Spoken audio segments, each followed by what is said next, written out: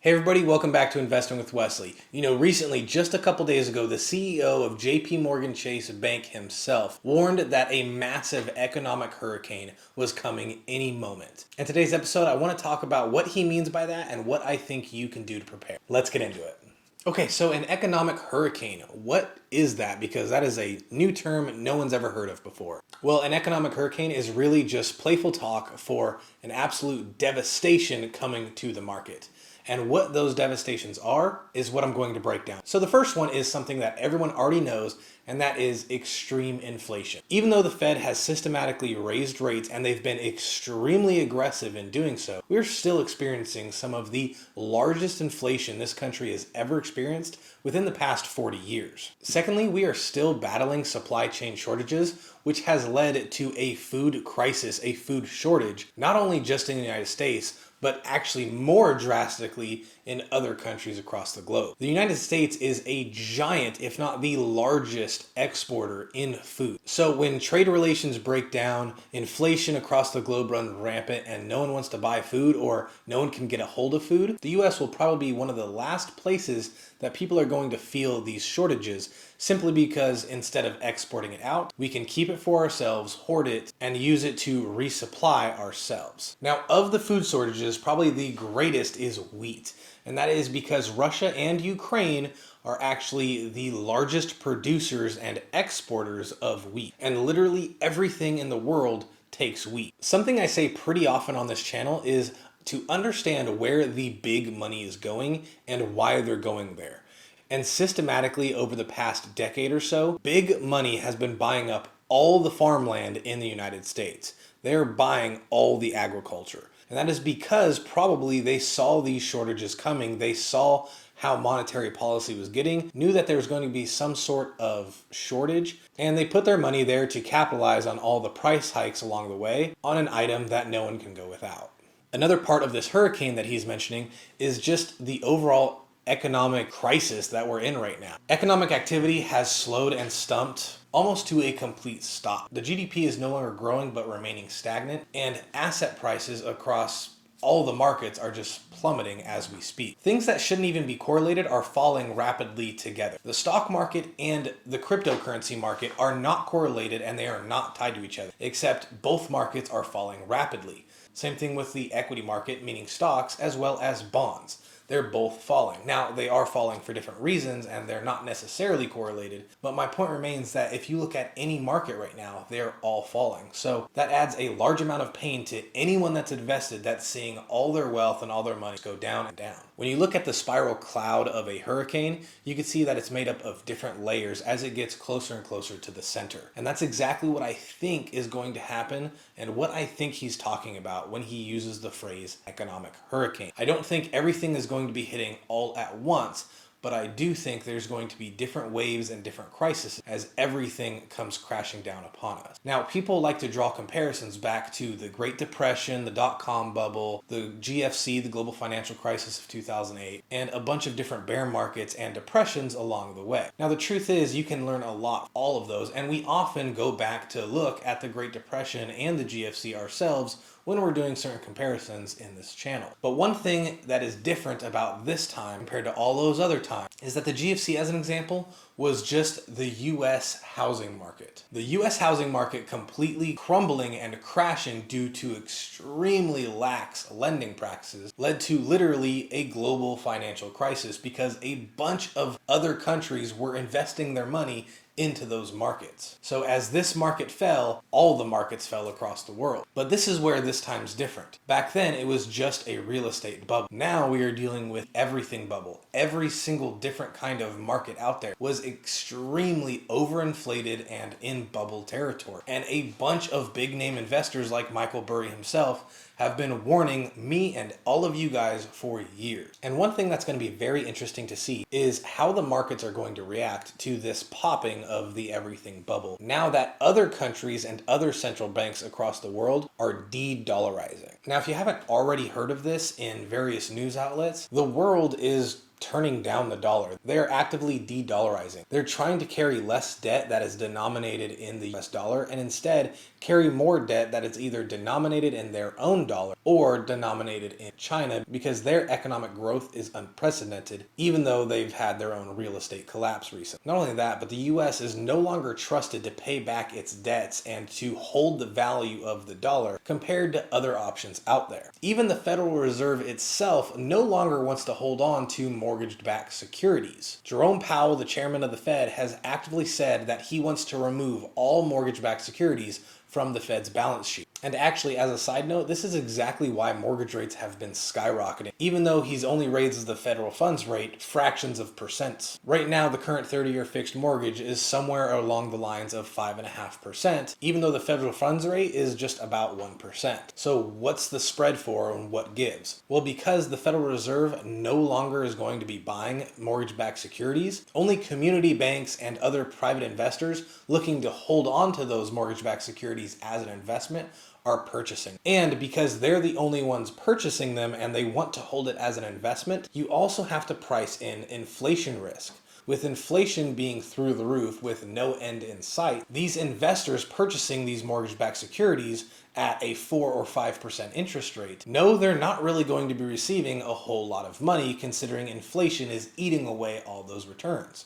So they want to price in even more interest to counter that inflation. But anyway, back to this economic hurricane. As I've been hinting at across various different videos that I've uploaded here on YouTube, there is still a lot more pain to come. Now, you could choose to sell right now and hold on to all of your cash as cash, because things are going to start getting deflationary before they ever start getting better. And whenever things start to be deflationary, cash is king. Another quick economic lesson: when there is a lot of inflation, the stock market goes up. The reason you see the stock market falling right now is because we're actively trying to fight inflation. Well, when we create deflation by no one purchasing and the economy slowing to a halt, that as well causes a bunch of asset prices to start plummeting down. And in turn, because those are getting cheaper, dollars are getting more expensive. It is the exact opposite effect as inflation.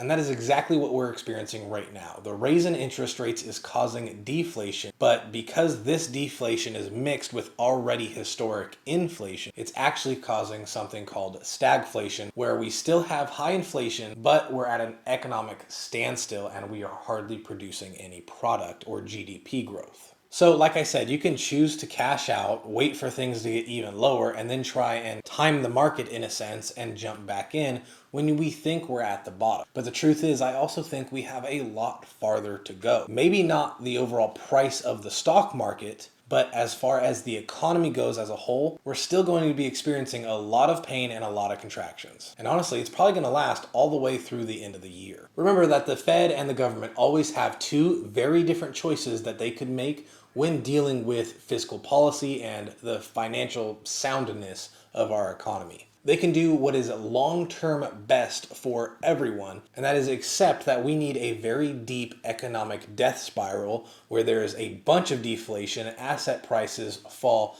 to historic lows, and we in a sense deleverage and restart. This is exactly what we need for healthy long-term growth. The other option is the option that they're famously known for making, and that is the inflationary option. As I've already said, the other countries out there are no longer purchasing US denominated debt. And what happens when they're no longer buying our debts? Well, those debts come home to be purchased by the Federal Reserve. Now remember, what is the other side of debt? The other side of debt is the capital or the cash that was created out of thin air when this debt was also created. So as those debts come back from overseas and land at the Federal Reserve's balance sheet, and so does all the inflation that comes with it. And actually, that is why we didn't feel as bad of inflation during the GFC as we do now. During the GFC, the Federal Reserve still printed money and there was still a lot of quantitative easing, but you didn't feel the effects of inflation because the central banks of other countries were buying up all those treasury bonds and buying up all that debt, in turn eating all that inflation. Now they are no longer doing that. We are in an everything bubble that is slowly starting to pop. And really, the only two options the Federal Reserve has is to accept and bring us into a complete death spiral, or to continue to cause this inflation to continue to, in a sense, devalue the dollar and increase asset prices all around us. Now, as I've said, we need one, but they always seem to choose the other because it hurts less in the short term and people need to get reelected. In one of my last videos I made, I told you about $2 trillion being stored in the reverse repo facility that the Federal Reserve is basically going to be treating as an inflation weapon that they can lower the interest rate in that facility and flood the markets with over $2 trillion. So what does all of this mean, and more importantly, what should you do about it? Well, one, you should definitely protect yourself from the downside. So what might that look like? Protecting yourself from the downside means to check your budget and maybe even recreate your budget. Pull back from any of these luxuries, especially as inflation and prices all around us increase. Pull back from those luxuries, go back into the bare necessities, and do your best to start saving as much money as you possibly can. Turn those cash savings into purchasing these assets, because although right now in the short term we're feeling a lot of pain, in reality there's going to be a massive rally whenever that time comes. So purchase as much assets as you can while things are on sale now. Now, don't just purchase assets altogether. Be smart about what you purchase. If we know there is a food shortage coming, then also protect on that downside as well. And I would honestly even go as far to say to create an emergency box with medical supplies, cans, foods, and other preserved freeze-dried food that you could have in a pinch if an area that you live in is suffering from food insecurity. Create a garden, plant your own food, and you probably won't become fully self-sustainable, but you could definitely supplement in the case of a food shortage. So you've restructured your budget to save money, you've created an emergency food box as well as maybe even a garden to grow your own food, and you're successfully protecting against the downside. Now the next step is to attempt to profit off of all the craziness going on right now. So like I said, that would be investing in agriculture, because the people selling the food that other people need are going to become the wealthiest people. So invest in agriculture like all the big money is, and you can do that through a wide variety of different ETFs. Invest in strategic commodities like gasoline and oil, because no matter what, people are always going to need them. Even if you as a consumer decide to go full electric, businesses, other countries, the travel industry, and so on all rely on fossil fuels. Now, I also want to tell you is not to put all your eggs in just these two baskets, obviously. Keep diversifying, keep staying invested, keep dollar cost averaging in your regular investment account. But with any money you also have to spare, you could put a little bit more into these kind of sectors so you could profit off of all this economic craziness happening. Now, lastly is don't get greedy. You've protected yourself from the downside, you've found a way to flourish and potentially profit, and lastly, just don't get greedy. Make connections where you could trade whatever it is you're growing for something else, like they used to do way back in the day before the first grocery stores ever opened up. When things start to fall apart and when things start to get really, really tough from an economic standpoint, like they were in the Great Depression, there is no way you're going to be able to do it all by yourself. You're going to need to establish connections. I hope I helped you understand what he means by an economic hurricane, what you could do to prepare, and I hope you got value in this video. If you did, please remember to like and subscribe, as it really helps this channel get out there. I have a dedicated Facebook and Instagram account. If you ever had any questions or comments or wanted something addressed, then feel free to message me there. Also, for those of you that haven't already clicked off and are still watching, there's going to be some big changes coming to this channel. It may lead to me posting only one video a week for now, but my ultimate goal is to turn this channel not into a business, but actually start a nonprofit where I can give you guys either free or extremely affordable financial and investment advice. If you're interested in supporting this venture, go to either my Facebook or Instagram account and feel free to message me to figure out how you could do that. Either way though, the choice is yours, and I'll see you in the next episode.